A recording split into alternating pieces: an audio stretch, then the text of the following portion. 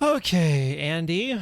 Well, this is my second VOD review today, so I apologize if I go on some tangents or say some things that don't really apply to you. Not to worry.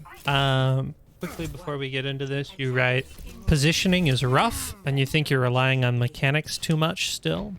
You're also trying to figure out some more Doom text. So the first thing that I can tell you is wrong.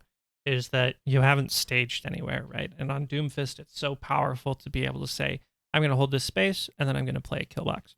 Volskaya has one of the best kill boxes in the game. It was the original Paris, right? Kill box. Sorry, we'll go super Skycam for this. Now, I want you to think, where on this map are some kill boxes that you can play? I'm assuming you're familiar with the idea of a kill box as well. Kill boxes are places where your team can engage and basically kill anything in the vicinity of that box. They're pre-planned fight locations, essentially. Okay, so I would say kill box is right here under choke.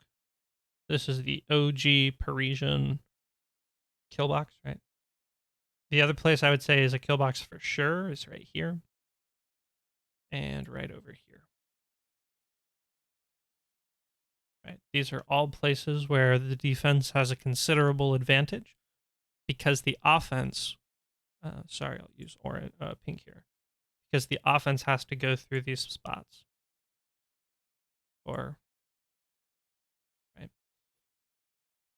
And why this is really important to Doomfist is because I'm going to use black for you want to hit slams right in here, right? If you slam this, very powerful. If you slam this, very powerful. If you position up on the shed here, if you slam this, very powerful, right? So all of these different kill boxes are excellent for you. The reason I had to pause this video so early is because you were late getting to point. Now, when you're playing Doomfist, you can't afford to be late because no seconds can be wasted in staging, right? What if instead of all of this, clear, you were positioned right up here, right? You'd be pressuring I am hungry here on Junkrat. You would be pressuring a Symmetra teleporter. You would be pressuring Baptiste. And if nothing else, you always have the ability to just punch out. Go find your next staging spot. Right. And the reason staging is so important on Doomfist is because your E, the slam, does more damage the longer you've been in the air, right? You know that about your character. So finding staging spots that are really strong will help you maximize the damage output on your character. And sometimes that means you just sit here, right? And worst case scenario, somebody pokes you out or looks at you and sees you. Oh, okay. Just back up. Whatever. Play on shed, right? Shed is a place where you can just give a uppercut, slam, punch out. Right? Uppercut, slam, punch out. And the other way you cycle abilities is, and I think of this as more of the flank style of Doomfist, right? If you were positioned right here, you go punch, bam, eliminate, slam out. But again, this is a really dangerous. If you go past this choke, you're past the kill box, right? Very scary. So I'm interested to see how you take this first fight. Especially against a Symmetra, which has the ability to just bypass kill boxes, right? And that's exactly what she does. A great slam, a good uppercut. Punch away! Nice.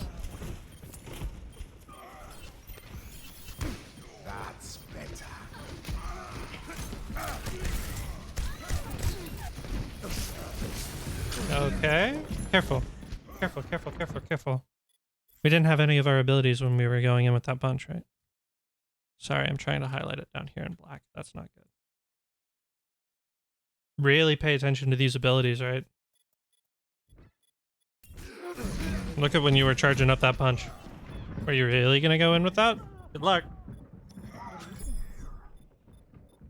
Oh, and Symmetra's really tough on Doomfist because it's like they'll just teleport through your kill boxes, through your staged positions. It's going to be difficult. All right, position point 2. Where can we position to...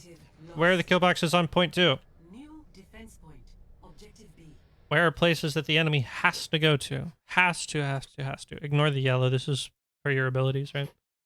Because abilities are everything on Doomfist. Doomfist doesn't have a gun. I know he has shotguns. It's not good. Right.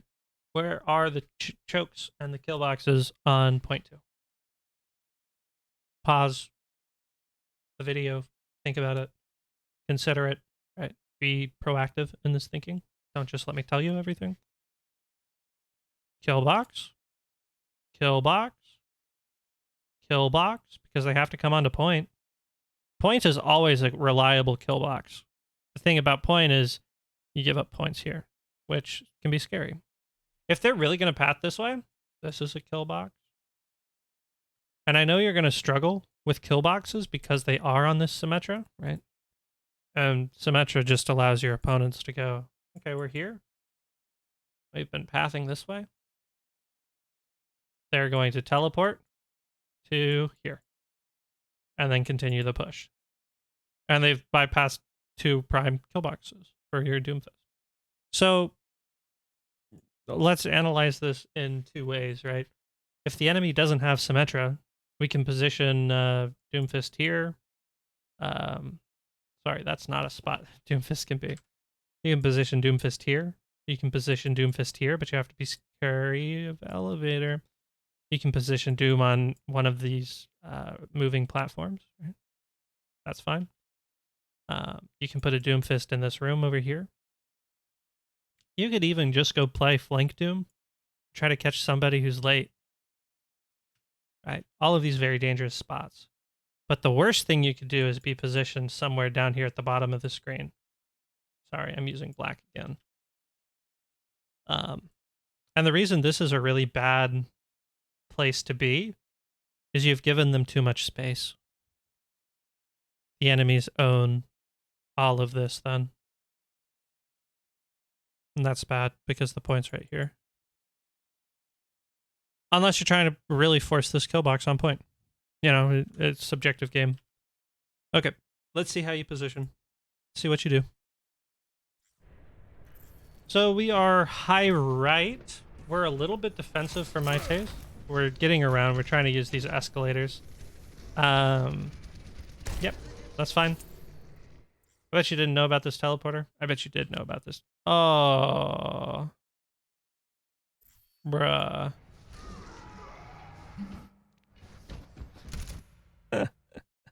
I've done this before. I've been the Symmetra player who did that. I bet that was fun. That's probably the whole reason you wanted to send me this VOD. Hey, so the other thing is, if they're playing Symmetra, where are they going to TP to? Right, where's the classic TP on point 2? Right over here. Uppercut. Boom. And all that kill credit goes right to you. Now are we paying attention? Do we know that that's there on Reaper now instead of Symmetra? I hope so.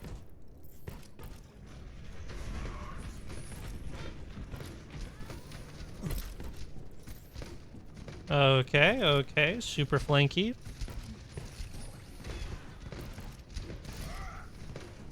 I don't know what you're waiting for. You're making your team fight for 5.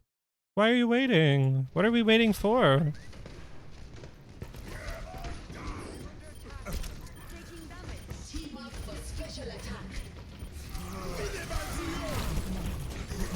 And it's okay that we didn't find anybody there. But we just made our team fight as 5 the whole time, you know? We didn't play for any of our kill boxes, right? Okay, back up. Remember when I said where are the kill boxes on this map? I want you to just watch how they path and the places you can engage. That's a 4-person slam right there. 4-person slam right there. And what, are you scared that you don't have enough abilities to go in? No, you're Doomfist. You're okay. Right? You can either... I'm going to use black here. You can either... Oops, sorry, I didn't press the button. You can either slam in, uppercut out, up punch out, Oh, that's not a P punch. And go to this high ground or go this way. Or even go this way, right? Onto a platform or whatever. Or what I probably would have done is I would have gone for uppercut. I'll redraw this line because I'm not satisfied with it anymore. I would have gone for uppercut into high damage slam into just punch back to my team. And hope, right? Or if I really don't think I can punch back to my team, I'll go this way. But then I just get Roadhog hooked. You know what I mean? But evaluating this fight, we didn't get anything until... Watch where Doomfist comes in. We can count it. 1 1000, 2 1000, 3 1000, 4 1000, 5 1000, 6 1000, 7 1000, 8 1000, 9 1000. Now we're actually moving. Right? And at this point, our team's already just like bonkers. Like, oh man, we don't own any more space. We can't play on point. We will just die. And it's because we engaged too late. Way too late.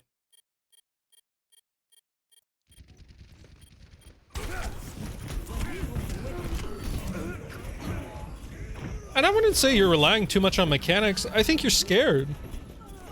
I think you're playing scared. Doomfist is a character that you can check your... You have to. You just have to limit test with Doomfist and say, could I go in against their 4 or 5 players? Could I go in and survive that engage a little bit? This is good Tracer stall, but that's all it is. So don't be afraid to limit test these things, is what I'm saying. Oh, Nanoco.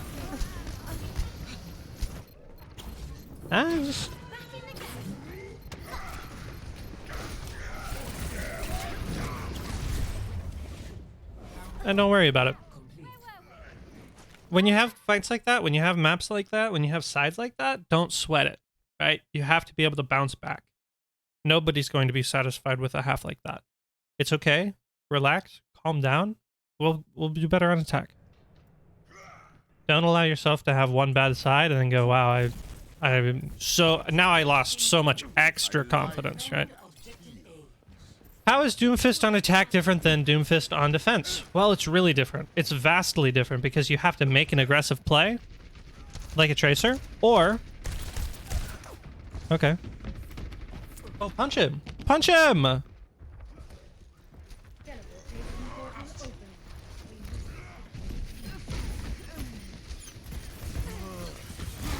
Found your target. Nice rollout. That's impressive.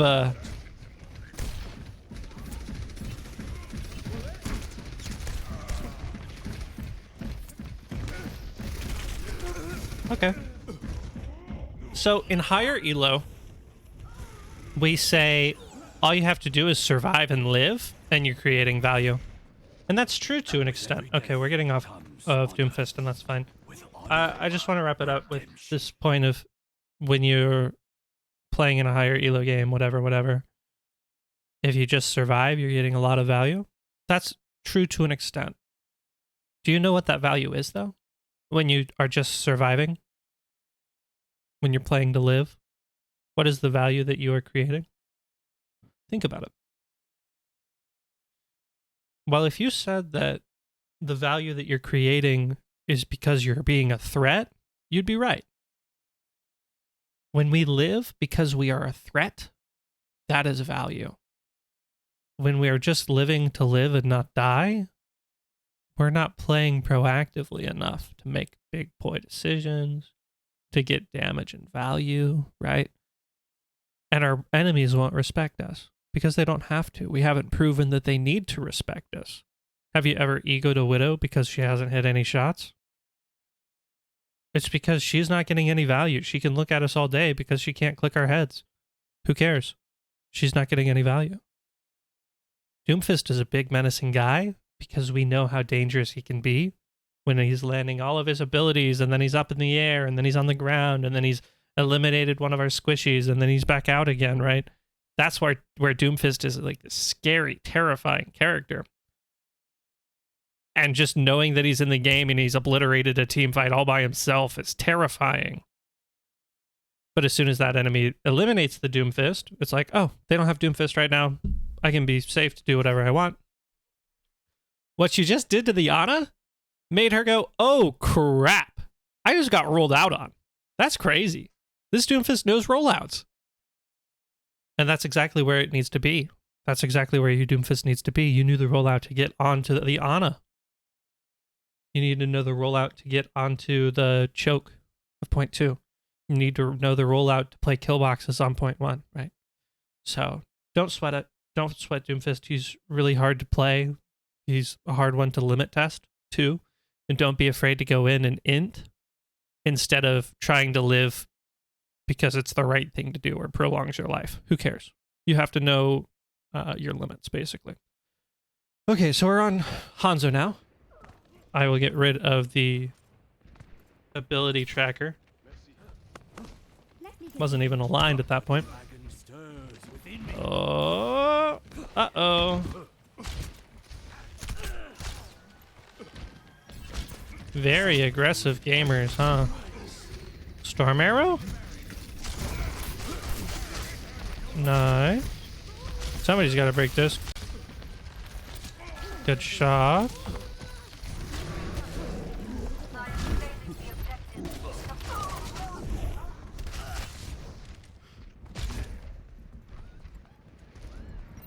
And you're fine, right? The enemy engaged on you and you alone. Your team has to find value at that point.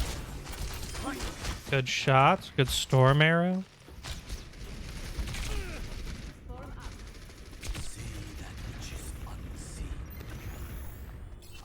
Now you've got a Fire Mercy on your side. That's pretty boggers. They're setting up a TP. I hope you see that the Symmetra hands are like that. Oh, it was not TP. It was big wall. Oh. Nice. But your team has to go because they have lamp. No.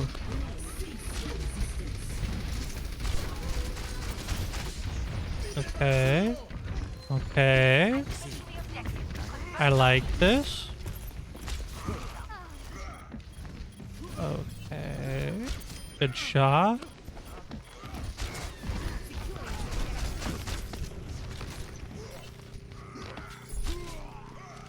Nice. What I would say is that you could open it up a little bit wider, right?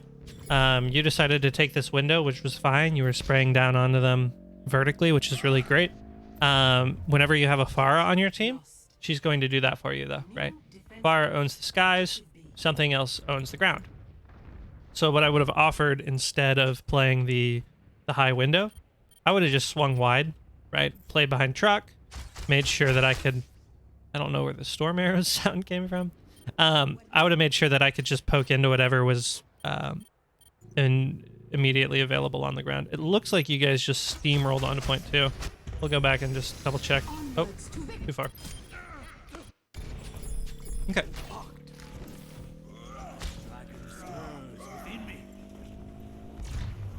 Objective A captured. New defense point. Objective B.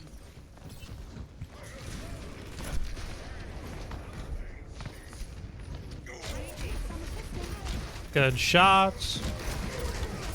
Great conk. Good shots on that. You found a sleep dart. And your tank's just hard carry. Holy. Holy.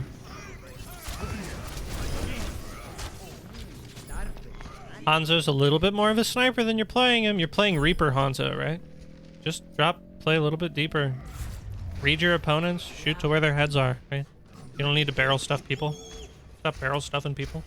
These shots are hard. Score Make them easier on yourself. 2-2. All right, let's see how we bounce back. They have 30 seconds more than we do. Who cares? Going back to Hanzo.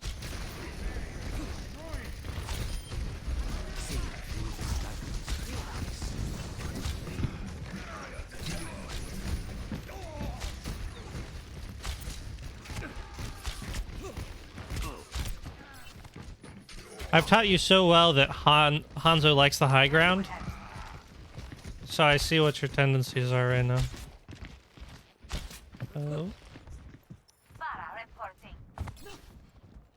I've seen worse. You're going to live. Good job going and finding heals.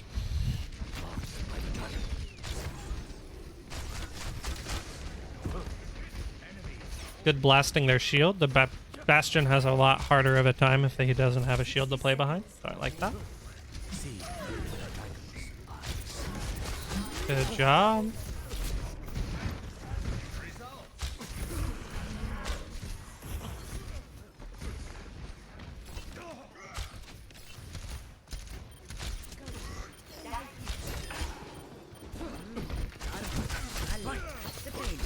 Good shots. Again, you're getting closer and closer and closer and closer and closer. Relax. Calm down. Take a step back. Hanzo likes the mid-range more than he likes the close range. Unless he's using storm arrows. But you don't have storm arrows every shot. So other than that, really great. Now you can go look to be more aggressive. You already have ult, so you don't need to poke very much. And I'm betting that you want to put dragons on wherever the Bastion is set up. Ooh, the hog. You hear him. He grabbed your Sigma. Oh, nice shot. Good shot again.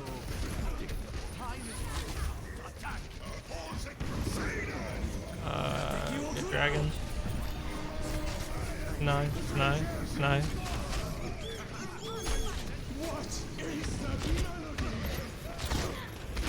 Good flick. You were trying to flex on me with this VOD, dude. Your mechanics are going nuts. Again, Hanzo does not need to be on the point right now. Neither does the Ana or the Sigma. Play off point just a little bit. Allow yourself more cover, right? When we get off this score screen. There's no cover from this spot, right? The cover is this baby little hump. From this spot, however, don't mind the baby hump. You have the little thing, you have this corner, you have a little bit of the high ground, you have this door, and what's more important than just this door is you have the little HP pack right here. Right? And let's say you don't want to play this angle because the Ashe is there. You have this angle. Look at how powerful this angle is. You have this box for cover. You have a lot of cover this way. You still have the door that way, but you also have the mini this way. And you even have like aggressive angle up here if you really want to play the high ground. Right? Hanzo does not belong on the point.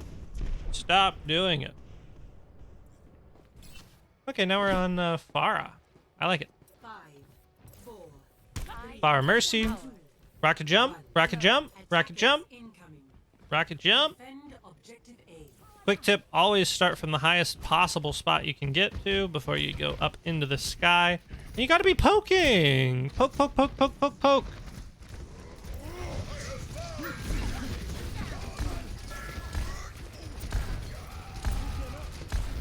Good shots into the core, the immobile units of your opponent. Yeah. And I feel like you got a little bit lost. Like you weren't quite sure what to do here on Pharah on point 1.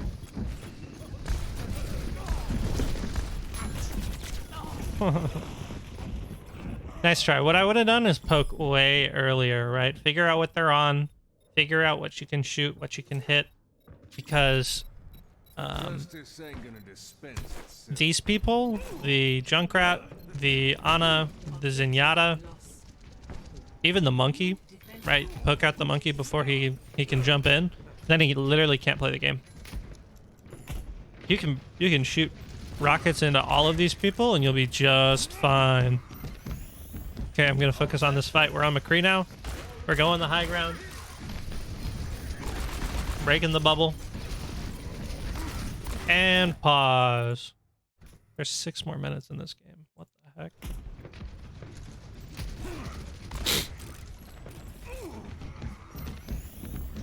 You hear the monkey. And pause. What right now is the best target on your screen? Pause the video and think about it. Is it the monkey? Is it the Junkrat? Is it this core of 2 healers? Is it the Tracer? Is it the Diva? Go ahead and think about it.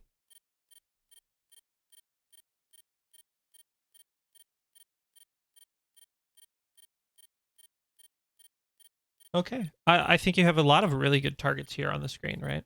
You have this bubble, which I didn't even mention as one of your options. But essentially by shooting this bubble, you're allowed to shoot this monkey. I think that shooting and pressuring these healers are very strong. The Junkrat's a no-go, though. And you don't want to pressure out this Diva, because, I mean, you can. You can justify shooting the Diva, but if you're going to shoot the Diva, why not just shoot the healers? Because the Diva's going to want to dive onto you, and that won't be pleasant. So I would say your best targets, if I had to rank them, and it's close, and it's really close. I would say your supports are number 1. Whenever they're grouped up like this, you can just fire right in the center of them, you get headshots. I would say this bubble is number 2, because pressuring this Winston is pretty powerful. And then number 3, I'd say your Diva. You don't shoot the Tracer or the Junkrat. Junkrat's too far away. Tracer's too hard to hit. Doesn't happen. Just make sure we're always evaluating our priorities, right? We eliminate the healers, then the tanks, then the other tanks. Just thought I'd slip that in there while we're on a recontest here. And who's our best target still? Is it still the monkey? Is it the Tracer behind us, really? Okay. We get a good pick, and that's always worth it. Pyre finds 2 of us, 3 of us now. And we're forced to drop point because of the touch. There are some micro things that we could have looked at in there. I don't want to stress you out with those thoughts, though, right now. For example, you could have waited on the high ground. You could have continued to just play from the low ground because that's where you were, because you dropped for the Tracer, right? So it kind of makes you think about your entire gameplay there. And a trap gets you so you don't get a touch. No worries. There's not. Come back out on Hanzo.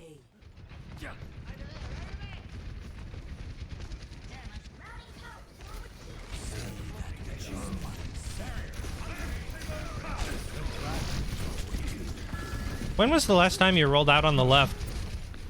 Oh, good. Very good.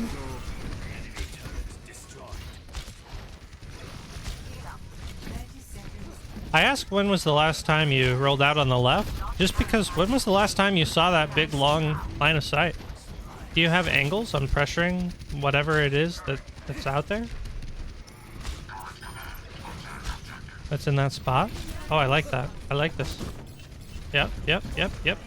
Arrow and storms. Yep.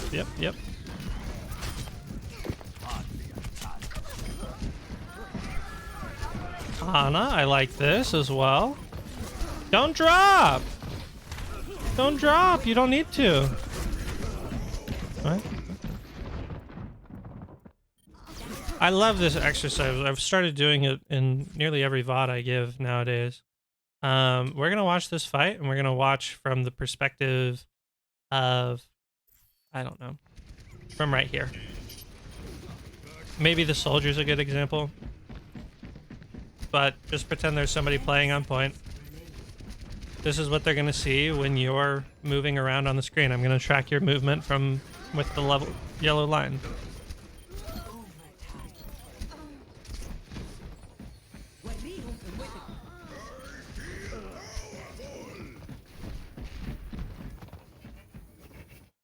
And the point of this, it kind of looks interpretive, right? You don't need to move this much. You don't need to move this much. What ended up happening was you took the high ground, you fired one shot, and then you went, I'll go down to the low ground because I tend to shoot better when things are in my face. You missed a shot there, so you were like, okay, I'll retreat. And then you realize there's no time left on the clock, so you climbed up, and then you shot one shot, and then you realized, oh, I have to go back down to touch so that we can continue playing this game. And the fight was already over. See how redundant this all is? Okay. Just be thinking about the way we make movement. Round 5 complete. Now we're on Bastion, okay.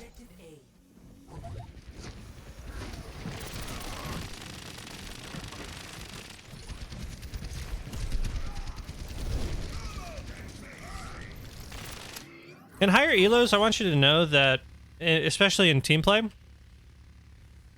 the best spot to stand, the best spot for the defense position, let's see if you can figure it out. On defense, where is the best place to stand as a team? As a team. Okay. The best position to hold is you take like 5 seconds. Sorry, I'll put it up here. 5 seconds of spam right in this spot. And then as soon as the enemy has committed this way, and they're in the choke, whatever. Just back up. Because it forces the enemy to do one of two things. They either have to come right at you, or they pinch all the way around, in which case you have all of your resources again, right? So, what I'm saying is we rarely ever see anybody just hold this open space because there's no cover in it, right? You have this really narrow alleyway to shoot at people, and that's it. It's not actually holding any space. The reason this space is good is because it's a narrow alleyway that has corners that you can play on for both teams, and the quick retreat into the mega. I know now we're drawing over the lines, but just because we've consistently positioned ourselves here, I want you to be actively thinking about that positioning. Is it the best spot I could be in?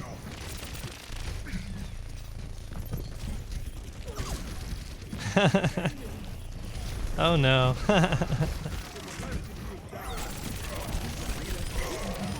Good shots. Good shot.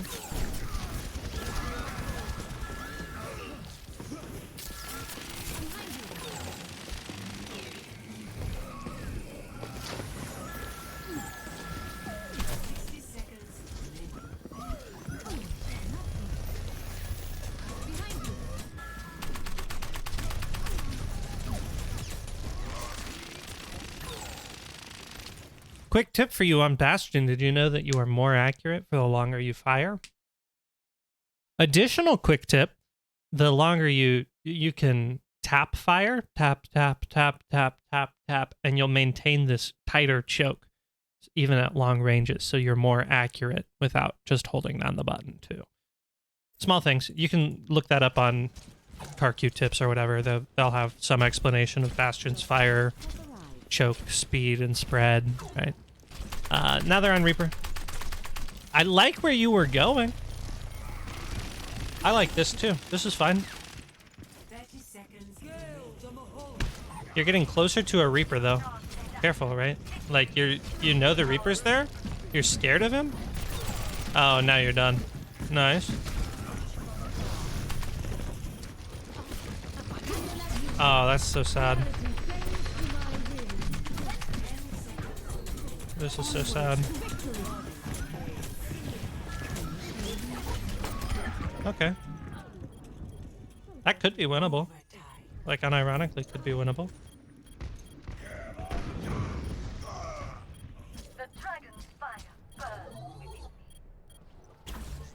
I think you struggled to know where to position yourself because we played so many different things, right? We had a very diverse game. Draw. We had a very, very diverse game, this one, where we played McCree, or we didn't play McCree, we played Hanzo, Pharah, Doomfist, McCree. We did play McCree. We played Tracer. So there was a lot going on with a lot of different play styles, different staging sets, right? You play Tracer very similarly to Doomfist, but Tracer and Doomfist don't play anything like McCree. Even Bastion here, right? So our positioning was scary because we weren't sure where to play. By and large, I liked where we were. I liked this position up here. Sorry, I'm not going to use black. I'm going to use blue. I like this positioning right here. Deny this angle. I like this positioning here. Denying point. I love this position over here on Bastion. Deny this spot, right? Even if we have teleporter and we can communicate, this is a fine position to be. Deny choke. But as things were getting more chaotic, as Sombra was hacking us, we were just bouncing from spot to spot. We realized Reaper was behind us, and then we were scared over here, and then we ran over here, and then we got back to point because they were capturing ticks, and then we ran off point, and then we ulted. The fights don't need to look like this. This is scattered. This is scary, right? Go find a place to sit your butt down. Even choke. Heck, do it. Okay. AsianAndy Vod. Let's wrap this thing up, shall we? Let's take a look. You wrote to me, Volskaya, Doom, and Hanzo. Positioning is definitely rough. You think you're relying on mechanics too much still. Trying to figure out more Doom techs. Okay, so for the Doom techs thing, I recommend get Quaked on, right? Just go watch Doom players. The character plays unlike anything else in the game, so you have a couple of options of learning him. You can go watch really good players. You can play a ton of him, but you're gonna really struggle because you don't know everything that you can do on Doomfist, which is why watching is the best thing you can do initially. You can watch, you can play, and what's really important when you're playing is you limit test. Right? Can I actually engage on 4 of them and live? Well, let's see if I can, right? Give it your best shot. Sorry, I didn't mean to delete that. Number 2, staging / positioning. Because I think you're right. It's tough to position, and staging is different on every hero, and he played like 6 different heroes that game. When you think about positioning, you have to think about your win con.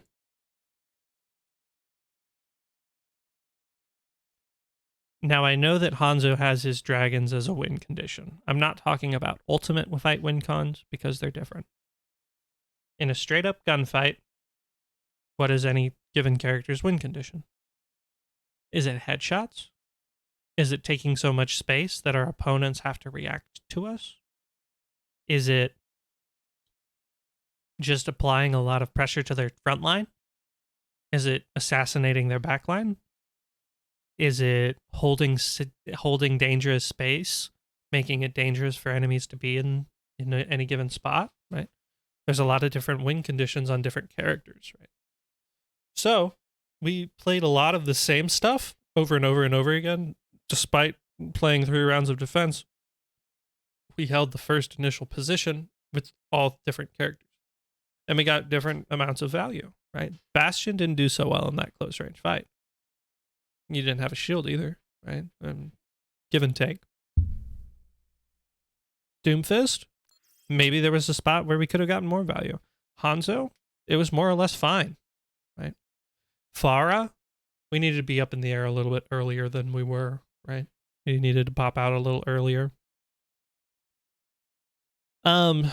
So I'll leave you with this, and some people are going to be upset that I say this.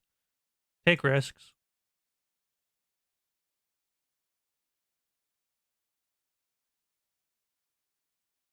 And what I'm saying by this is I'm not saying go int on a Reinhardt as Tracer. That's not a risk. That's inting.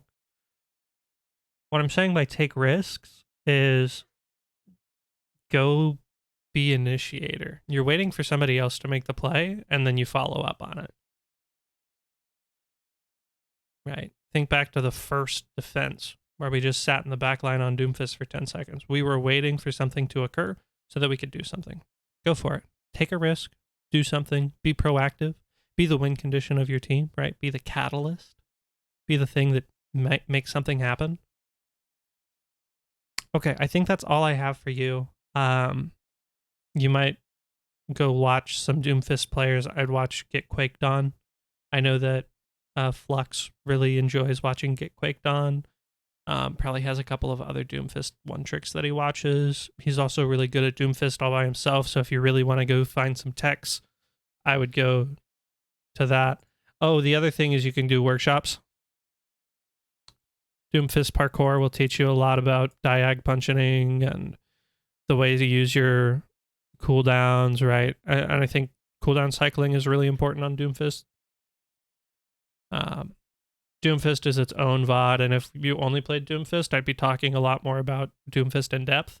But because we had some other things come up, we didn't play very much. We had to focus on some other parts of the gameplay. Okay, AsianAndy, I know this was a long one. I hope you get a lot of value out of this. Please message me if you have any questions. If you want to talk about anything, absolutely message me.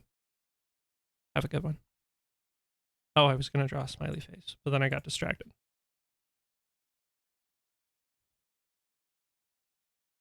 This is you after getting a 6K. Whoa. Yeah, the nose is still wrong. Goodbye.